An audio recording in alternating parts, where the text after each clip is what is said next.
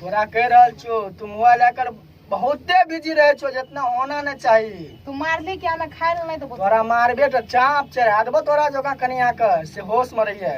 ठीक है क्या हुआ चंदन जी? फारूक समझा दो तू हमर रियाज छो टेला के कह रहल छियै ई बहुत मोबाइल बिजी बतावे छै कर फोन लगबै छै। अच्छा किया लड़े छ तोरा सब? कोनो मेहरा में सेट उठ रहो की चुप हमरा लग बेसी हमरा कहलियो न दंगाई देबो हंसे छी मजाक हमरा से बेसी नहीं कर। तोरा में खाए नहीं तो कह दलियो ये हे के हमरे कमाल हमरे खा लेने देबी अभी निकाल देबो घर से तोहर बाप कुछ नहीं करे पाप तो केस साल से घर में बैठल छी तू कमा के दै छी नहीं तो तोहर बाप हनस दिलावे छै बोले ले देखो ए मुंह समार के बोल हमरा बाप माय के बारे में कुछ न बोल बाप में तोरा आबादी जे तो न से ओकरा हे रोड से साइड तोरे मारबो अरे अरे क्या हुआ? नहीं जाने छ तू की बहुते बिजी रहे छै जकर कोनो जवाब नहीं छ और लगे छै हमरा सेट वेट छै नेहरा से तो तू एकरा मारै छ? मारबे चाप चढ़ाई देबे हो कह रहल छी अगर हम कह रहल छी तू हमरा से बेसी मजाक नहीं कर गे सुन ले कान खोल हमरा से कर बेसी मजाक नहीं कर तोरा चार साथ करबो। तब सलोनी जी क्या मतलब कौन देख सेट रहे हैं, उठ लड़ाई है वड़ाई वो? कर रहे हैं? तू एत दही पहले बयान दही जेद बिस दही केस करबी जो कर ले जकरा सुने ना छो कह दही ठीक है ठीक है से अरे तब तब ट्रेन नहरा में लगाइए, कौन सेट कर बताते छै हैं। तालमेल में? आप रुको और पहले ओकरा सुनबा त की कहै छ ट्रेन के अच्छा, बताइएगा। कह दा हां लगाइए ई गाना गाब के मैं बाप का सुने दे तोरी गाना का गे तू हम राजीव रॉक्स फिल्म्स के हिट करने में लगल छी कहीं ना। अच्छा ठीक है लीजिए गाइए। Presents by Rajiv Rocks.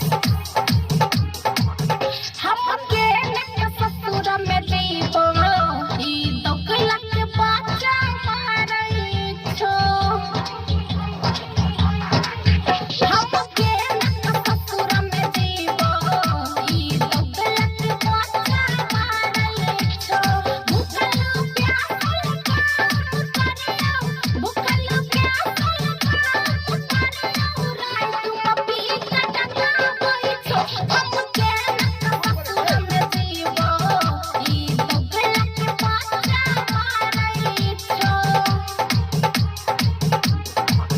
हमके नक ससुर में दीपो ई दोकला के बाजा मारई छो। भूखल प्यासल काम करियो भूखल प्यासल काम करियो रात में पी कटका होई छो। हमके नक ससुर में दीपो ई दोकला के बाजा मारई छो। एते भेड़ थारी ठा ठा के हमरो से मोटाइल जा रहल छै फिर भी कहे छै भूखल पियास मैं के सुनावे छै रे, फोन कटनी के पर लिए। और कुछ कहल के देखो तो एकरा त हम अभी गाना निकाल के निकला था बाहर भोरे पराते खाना बनाता जाय छियो हम बाहर के भइर बिनाई सुगर के बच्चा रहत सौतिन के साथ के। भोरे पराते खाना बनाता जाय छियो हम बाहर के भइर बिनाई सुगर के बच्चा रहत सौतिन के साथ के। दोस्त के गुस्सा हमरा पर दोस्त के गुस्सा हमरा पर रात करो जो झाड़ै छो।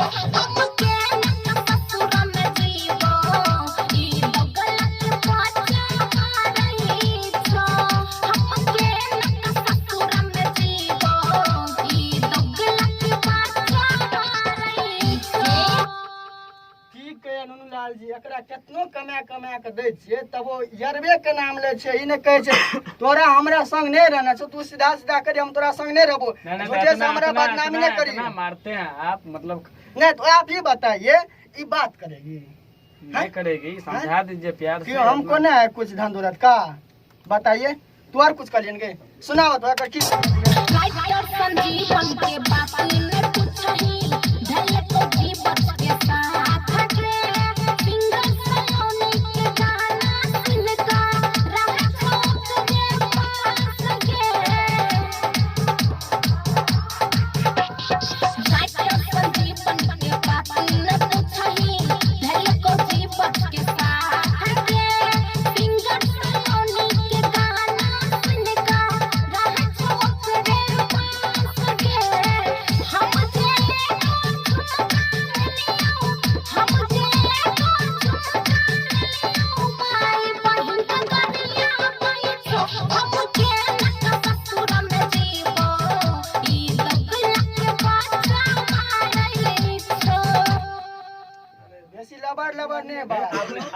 एकरा कह दो सुधर जा एना नहीं लड़ाई करल करिए। ई गाना के तू बेसी फैलेबी ना, गाना के स्टॉपेज कर। अगर नेट पर चढ़ लो तो समझ ले तो सुविधा भा दी पक्का नहीं रे चल जाए यार वाला हम जाए को सही ना से को सही है ना हम जाए ई गाना का गाना बढ़ा दो।